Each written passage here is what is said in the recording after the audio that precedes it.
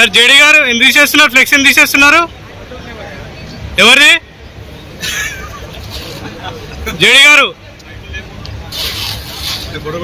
Hago ఏమాయరో meeting చాలు కాకముందే బ్యానర్లు కూడా వీక్తుర్రు. ఏదన్నా పొరపాటు అయిందా? ఎవరిదన్నా ఫోటో మర్చిర్రా? ఓ పారి బ్యానర్ చక్కగా చూద్దాం. కాంగ్రెస్ లీడర్ల ఫోటోలు అన్నీ ఉన్నాయి కదా.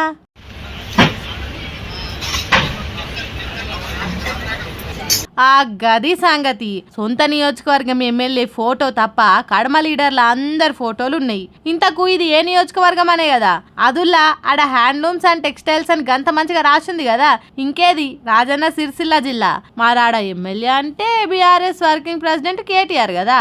అయితే రాజన్న సిరిసిల్ల జిల్లా కేంద్రంలో ఉన్న అపేరల్ పార్క్ లో పెట్టిన ఓ కార్యంలా అక్కడి స్థానిక ఎమ్మెల్యే కేటీఆర్ ఫోటో లేకుండా ఫ్లెక్సీలు కట్టిర్రు. ఆడికి ముందుగానే పనులు చూసుకుందామని వచ్చిన అధికారులు ఇది గమనించి దబ్బ ఎవరు రాకముందే ఇట్లా బ్యానర్లు వీకేసిర్రు. ఇప్పుడు ఈ వీడియో బయటికి వచ్చుడుతోని కారు కర్తలంతా గర్రు గుర్రాన పట్టిర్రు.